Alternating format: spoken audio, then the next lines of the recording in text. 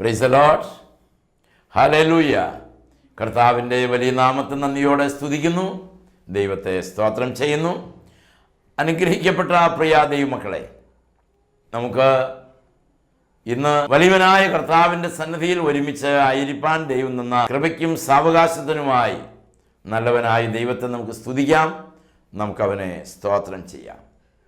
ഓരോ ദിവസവും ദൈവം നമുക്ക് ദാനമായി തരുന്നതാണല്ലോ. ഒന്ന് പിറകോട്ടുള്ള പേജുകൾ മറിച്ച് നോക്കിയാൽ നമുക്ക് കാണാം എന്തെല്ലാം അനർത്ഥങ്ങളെ തരണം ചെയ്താണ് നമ്മൾ ഇന്ന് വരെ എത്തിച്ചേർന്നത്. എന്തെല്ലാം പ്രതികൂല സാഹചര്യങ്ങളിലൂടെ യാത്ര ചെയ്തിട്ടാണ് നമ്മൾ ഇന്ന് എന്ന് പറയുന്ന ഈ ദിവസം നമ്മൾ എത്തിപ്പെട്ടത്. എന്തെല്ലാം രോഗങ്ങളുടെ നടുവിലൂടെയാണ് നമ്മൾ കടന്നുപോയത്. മരണകരമായ രോഗമായിരുന്നിട്ട് കൂടി മരണത്തിന് ഏൽപ്പിക്കാതെയാണ് ഇന്ന് രാവിലെ നമ്മളെ അവൻ്റെ സന്നിധിയിൽ അവൻ ഇരുത്തിയത്. ആ ദൈവത്തെ പൂർണ്ണ ഹൃദയത്തോടെ നമുക്ക് സ്തുതിക്കാം, പൂർണ്ണ ഹൃദയത്തോടെ നമുക്കവനെ ആരാധിക്കാം.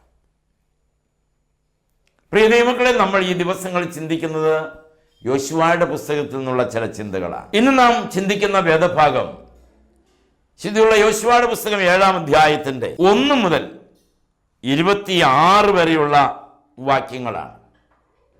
അത് 1-2 ഭാഗങ്ങളിലായിട്ട് എടുക്കാൻ ദൈവസന്നിധിയിൽ ആഗ്രഹിക്കുകയാണ്. അതിലെ 1-ാമത്തെ ഭാഗം എന്ന് പറയുന്നത് ആഖാന്റെ പാപമാണ്. 2-ാമത്തെ ഭാഗം എന്ന് പറയുന്നത് ഇസ്രായേൽ ജനത്തിൻ്റെ തോൽവിയാണ്. പാപവും തോൽവിയുമായിട്ട് എന്ത് ബന്ധം എന്ന് നമുക്ക് തോന്നിയേക്കാം. ബന്ധമുണ്ട്. പാപവും തോൽവിയും തമ്മിൽ കാര്യമായ ബന്ധമുണ്ട്. അതാണ് നമ്മൾ ഈ 7-ാമത്തെ അധ്യായത്തിൽ പഠിക്കുന്നത്. ഞാൻ അതിൻ്റെ 7-ാം വാക്യം നിങ്ങൾ വായിച്ച് കേൾപ്പിക്കാം. അയ്യോ കർത്താവായ യഹോവേ, ഞങ്ങളെ നശിപ്പിപ്പാൻ തക്കവണ്ണം അമോരുടെ കയ്യിൽ ഏൽപ്പിക്കേണ്ടതിന് നീ ജനത്തെ യോർദാനിക്കരെ കൊണ്ടുവന്നത് എന്ത്? ഞങ്ങൾ യോർദാൻ അക്കരെ പാർത്തിരുന്നെങ്കിൽ മതിയായിരുന്നു. യഹോവേ, ഞാൻ എന്തു പറയേണ്ടു? കനാന്യരും ദേശനിവാസികളൊക്കെയും കേട്ടിട്ട് ഞങ്ങളെ ചുറ്റി വളഞ്ഞ് ഭൂമിയിൽ നിന്ന് ഞങ്ങളുടെ പേര് മായ്ച്ചു കളയുമല്ലോ. എന്നാൽ നിന്റെ മഹത്തായ നാമത്തിനു വേണ്ടി എന്ത് ചെയ്യുമെന്ന് യോശുവ ചോദിച്ചു. അങ്ങയുടെ നാമത്തിനു വേണ്ടി ഞാൻ എന്ത് ചെയ്യും? യോശുവയുടെ ഉള്ളിലെ ഭാരം അതാണ്. എന്താണ് ആ ഭാരത്തിൻ്റെ, ആ വേദനയുടെ നിദാനം എന്താണ്? കാരണം അവരൊരു ചെറിയ പട്ടണം പിടിക്കാനായിട്ട് പോയി. യെരിഹോയുടെ മുൻപിൽ ഒന്നുമല്ല ഹായി പട്ടണം. യെരിഹോ പട്ടണത്തിന്റെ 4 ഇരട്ടി എളുപ്പമാണ് ഹായി പട്ടണത്തിൽ പ്രവേശിക്കാൻ. അതുകൊണ്ട് അവർ അല്പം ആലസ്യപ്പെട്ടു. യഹോവ യുദ്ധം ചെയ്തോളും, നമുക്ക് കയ്യും കെട്ടിയിരുന്നാൽ മതിയല്ലോ. യഹോവ ജയം തന്നോളും, നമ്മളധികം പണിയെടുത്തില്ലെങ്കിലും കുഴപ്പമില്ല. ഇങ്ങനെ ഈ തരത്തിലൊക്കെ അവരങ്ങ് ചിന്തിക്കാൻ തുടങ്ങി. ഞാൻ കരുതുകയാണ് ആഖാന് ഭയങ്കര തിരക്കാണ്. കാരണം യുദ്ധം കഴിഞ്ഞ് വീട്ടിൽ പോയേ ഉള്ളൂ. വീട്ടിൽ ചെന്നിട്ട് അധികം വൈകാതെ അടുത്ത പട്ടണവും കൂടി പിടിക്കാൻ നേരമായി. ആഖാൻ വളരെ മിടുമിടുക്കനായ സൈന്യാധിപനാണ്, എന്തിനും കൊള്ളാകുന്നവനാണ്. അത്യാവശ്യം ഗുണ്ടാപ്പണിയെല്ലാം ആഖാൻ അറിയാം. കാരണം അവൻ സേനയുടെ മുന്നേ പോകുന്നവനാണ്. അതുകൊണ്ട് ഒത്തിരി സ്വാധീനമുണ്ടല്ലോ. മോഷ്ടിച്ചെടുത്താലും ആരും അറിയില്ല, തട്ടിച്ചെടുത്താലും ആരും പറയില്ല. കാരണം സ്വാധീനവും അംഗീകാരവും അധികാരവും ഉണ്ട് എന്നുള്ളത് കൊണ്ട് എന്തുമാകാം എന്ന ഒരു നിലപാടിലാണ് അവരൊക്കെ ജീവിച്ചത് എന്ന് വേണം നമ്മൾ മനസ്സിലാക്കാൻ. ഏതായാലും ദൈവജനമായ ഇസ്രായേൽ ജനം ചുരുക്കം ചിലരുമായി ഹായി പട്ടണത്തിൻ്റെ നേരെ ആർത്തടുത്തു. 2-ാം വാക്യത്തിൽ യോശുവ യെരിഹോവിൽ നിന്ന് ബേഥേലിന് കിഴക്ക് ബേഥാവിൻ്റെ സമീപത്തുള്ള ഹായിയിലേക്ക് ആളുകളെ അയച്ച് അവരോട് നിങ്ങൾ ചെന്ന് ദേശം ഒറ്റുനോക്കുവാനെന്ന് പറഞ്ഞ് അവർ ചെന്ന് ഹായിയെ ഒറ്റുനോക്കി.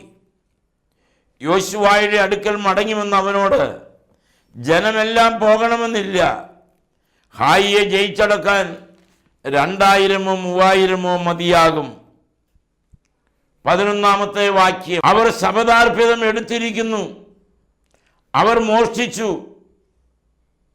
മറവു ചെയ്തു, തങ്ങളുടെ സാമാനങ്ങൾക്കിടയിൽ അത് വെച്ചിരിക്കുന്നു.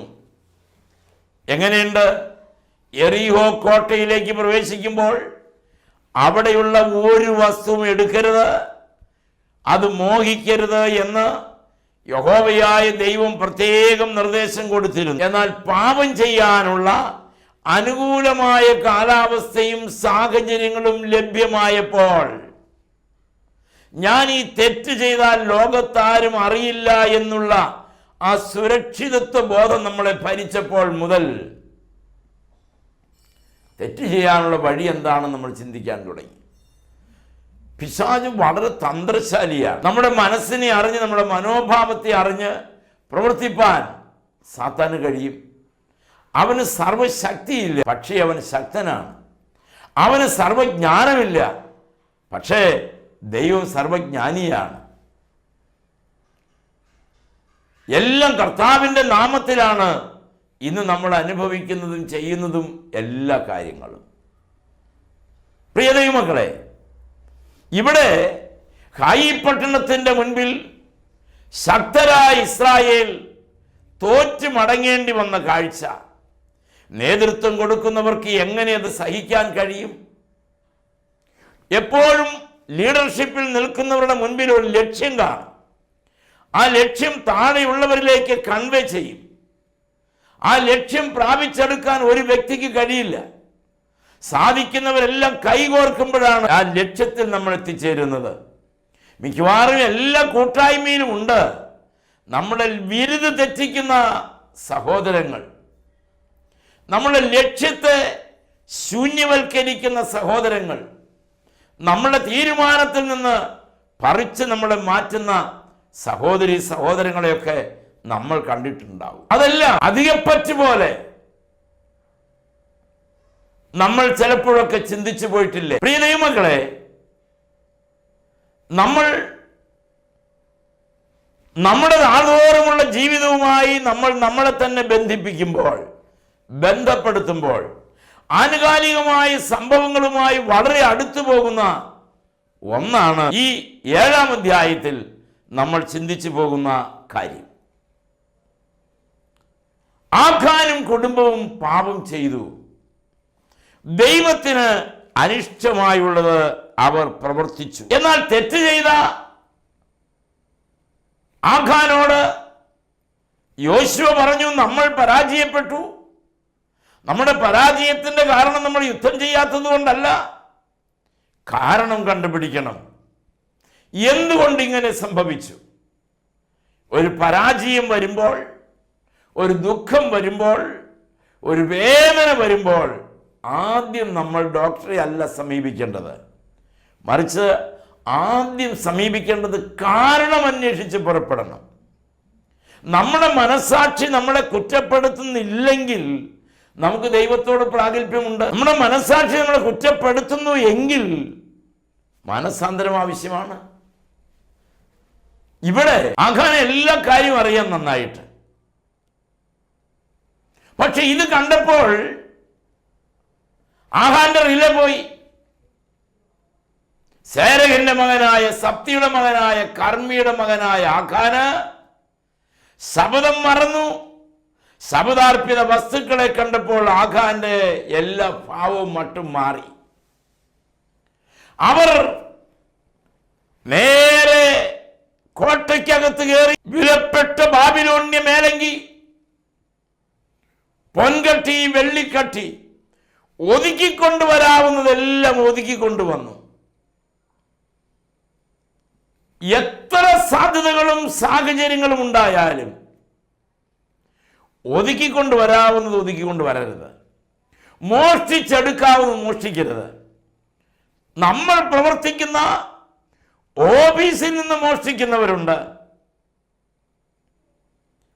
നമ്മൾ ജോലി ചെയ്യുന്ന സ്ഥാനത്ത് നിന്ന് സമയം മോഷ്ടിക്കുന്നവരുണ്ട്. പണം മാത്രമല്ല മോഷ്ടിക്കുന്നത്. 8 മണിക്കൂർ ജോലി ചെയ്യണം. ആ 8 മണിക്കൂർ ജോലി ചെയ്യുന്നതിന് 1 മണിക്കൂർ ഭക്ഷണ കാര്യങ്ങൾക്ക് വേണ്ടിയിട്ട് മാറ്റിവെക്കാം. ബാക്കിയുള്ള 7 മണിക്കൂറുണ്ട്. അതിന് ചില വിദ്വാൻമാർ എന്ത് ചെയ്യുന്നറിയാമോ? പഞ്ചിങ് ഉണ്ടല്ലോ, പഞ്ച് ചെയ്തിട്ട് പേനയെടുത്ത് ഫയലിൻ്റെ പുറത്ത് വെച്ചിട്ട് ഇപ്പം വരാമെന്ന് പറഞ്ഞൊരു പോക്ക് പോകും. എന്നിട്ട് 1-2 മണിക്കൂർ കഴിഞ്ഞ് തിരിച്ചു വരും. തിരിച്ചു വന്ന് എൻ്റെ ജോലി ആരംഭിക്കും. അവിടെ നമ്മൾക്ക് അപ്പോയിൻമെൻ്റ് ഓർഡർ തന്ന വ്യക്തിയോ സ്ഥാപനമോ എന്തായാലും ശരിക്കും നമ്മൾ ആ വ്യക്തിയോട് പറയാതെ ആ 2 മണിക്കൂർ എടുക്കുമ്പോൾ നമ്മൾ അദ്ദേഹത്തെ പറ്റിക്കുകയല്ലേ,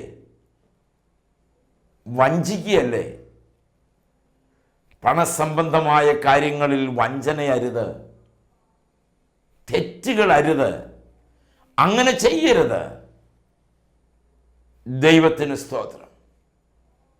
പ്രിയ ദൈവമക്കളെ, നമ്മൾ ഇതുപോലെയുള്ള ചെറിയ ചെറിയ പാപങ്ങളിൽ കുടുങ്ങിയിട്ടുണ്ടോ? ഏതെങ്കിലും തെറ്റുകൾക്കകത്ത് നമ്മൾ പെട്ടുപോയിട്ടുണ്ടോ? അനുവാദമില്ലാത്ത വല്ലതും എടുത്തുകൊണ്ടുവന്ന് വീട്ടിൽ സൂക്ഷിക്കുന്നുണ്ടോ? എന്താണ് മോഷണം? അനുവാദമില്ലാത്ത വസ്തുക്കൾ എൻ്റെ എന്ന് പറഞ്ഞ് ഉപയോഗിക്കുന്നതാണ് മോഷണം. മോഷണം നല്ലതല്ലെന്ന് ഞാൻ പറയേണ്ട നിങ്ങൾക്കറിയാം. മോഷ്ടിക്കരുത്, കള്ളസാക്ഷ്യം പറയരുത്. ഇതൊക്കെ തിരുത്തപ്പെടാത്ത കൽപ്പനകളാണ്. ചിലർ ഭർത്താക്കന്മാരെ മോഷ്ടിക്കും. ആ പാവത്തിനറിയില്ല അദ്ദേഹത്തിൻ്റെ കയ്യിൽ എത്ര പണമുണ്ടെന്ന്, നോക്കാറുമില്ല. പക്ഷേ അമ്മാമ്മി അത് മോഷ്ടിക്കും.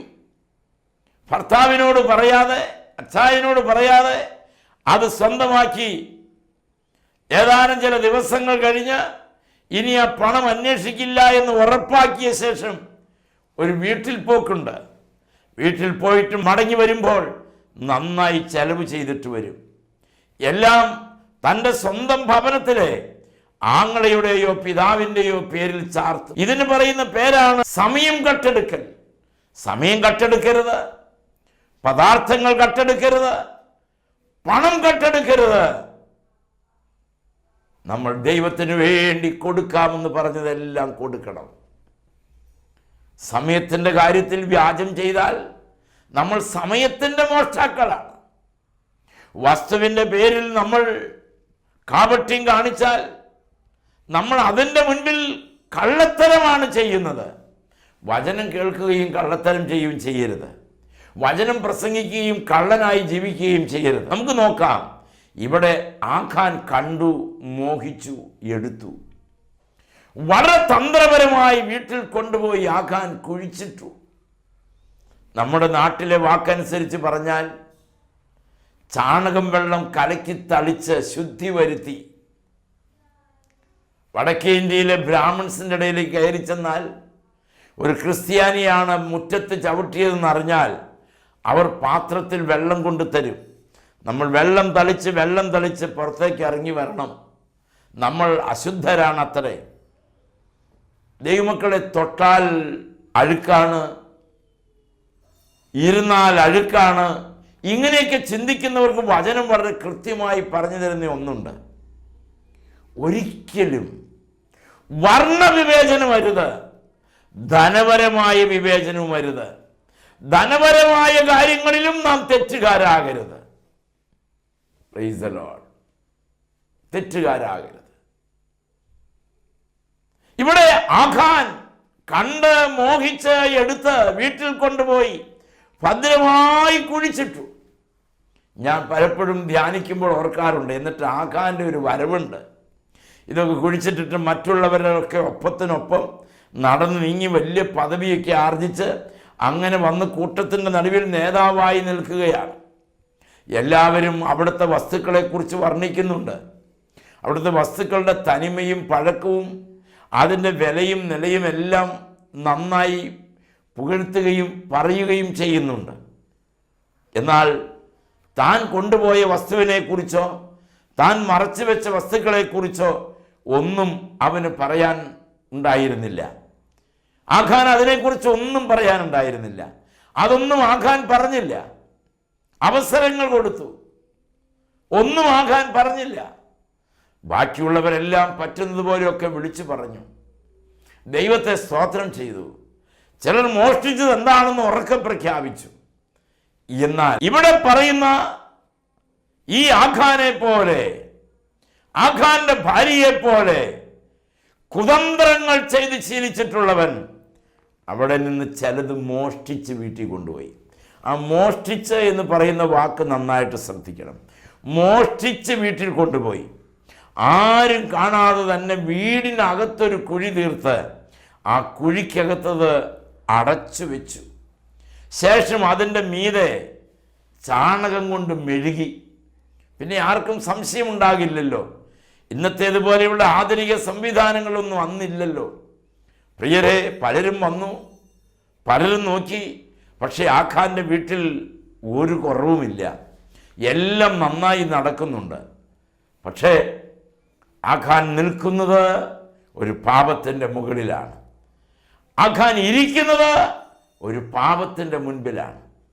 ആഖാൻ പെരുമാറുന്നത് ഒരു പാപത്തിൻ്റെ നടുക്കടലിലാണ്. ആ തെരഞ്ഞെടുക്കപ്പെട്ടവൻ മോഹത്തിലകപ്പെട്ടു.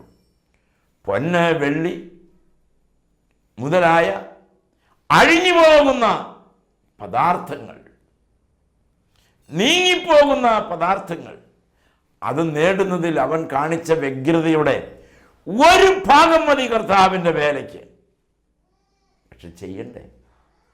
പക്ഷെ ചെയ്യണ്ടേ? ദൈവാത്മാവ് തരുന്ന ആലോചനകൾക്ക് വിധേയമാകണ്ടേ? ദൈവശബ്ദം കേൾക്കണ്ടേ? ആഖാൻ ഇതാ പാപം ചെയ്തിരിക്കുന്നു. ആഖാൻ പാപം ചെയ്തിരിക്കുന്നു. യോശുവ ഹായി പട്ടണം തോറ്റതിന് ശേഷം യോശുവ എഴുന്നേറ്റിട്ടില്ല. കർത്താവേ, ഞങ്ങൾ അതിനോട് തോറ്റു, അതിനേക്കാൾ വളരെ വളരെ ചെറിയൊരു നഗരം, ഞങ്ങളെക്കുറിച്ചുള്ള ഭീതി ഫലസ്തീൻ നാട്ടിലെങ്ങും പരന്നു കിടക്കുകയാണ്. അതിൻ്റെ നടുവിൽ ഈ ശൂന്യമായ, ഈ നഷ്ടമായ കാര്യം, ഈ പരാജയ കാര്യം, അതിനെക്കുറിച്ച് വളരെ ഗൗരവമായി ചിന്തിക്കേണ്ടതും പറയേണ്ടതുമാണ് എന്നിരിക്കെ യോശുവ നെടുമ്പാട് വീണ് കിടന്ന് കരയുകയാണ്.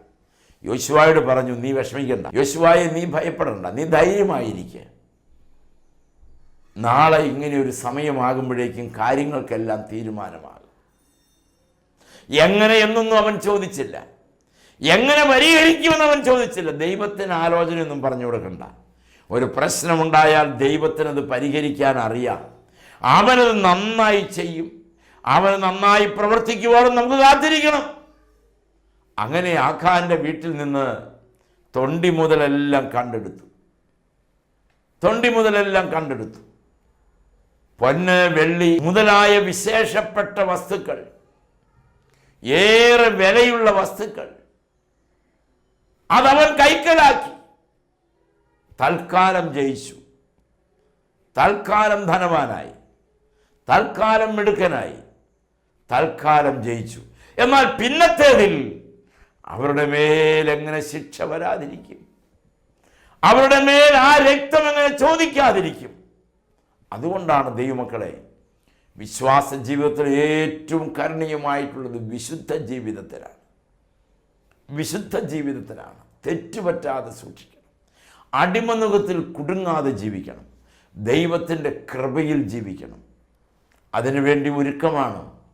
എനിക്ക് വേണ്ടി കാൽവറിയിൽ ഒരു തുള്ളി രക്തം പോലും ബാക്കി വയ്ക്കാതെ ഊറ്റിത്തന്ന എൻ്റെ കർത്താവിൻ്റെ കരങ്ങളിൽ ഞാൻ എന്നെ തന്നെ സമർപ്പിക്കുകയാണ്. എല്ലാവർക്കും പ്രാർത്ഥിക്കാം. ഈ വചനം ഏറ്റെടുത്തുകൊണ്ട് പ്രാർത്ഥിക്കാം. കർത്താവേ, നീ ഞങ്ങളെ കരുതണമേ. ഇന്ന് വചനം കേട്ട എല്ലാ പ്രിയ മക്കൾക്കും വേണ്ടി പ്രാർത്ഥിക്കുന്നു. നിന്റെ വചനത്തിൻ്റെ ശക്തി അവർ തിരിച്ചറിയാൻ സഹായിക്കണമേ. യേശുവിൻ്റെ നാമത്തിൽ വചനം കേട്ട എല്ലാ പ്രിയപ്പെട്ടവരെയും സമർപ്പിക്കുക. കർത്താവേ, അവരുടെ കുടുംബങ്ങൾ അനുഗ്രഹിക്കപ്പെടണമേ. ദൈവവചനത്താൽ അവർ അനുഗ്രഹിക്കപ്പെടണമേ. കർത്താവ് മഹത്വം എടുക്കണം. യേശുവിൻ്റെ നാമത്തിൽ വളരെ വിനയത്തോടെ സമർപ്പിച്ച് പ്രാർത്ഥി. അവിടുന്ന് കൃപയോടെ കേൾക്കുമാറാകണമേ. ആമേൻ. Praise the lord. ഈ വചനങ്ങളാൽ ദൈവം നമ്മെ അനുഗ്രഹിക്കും.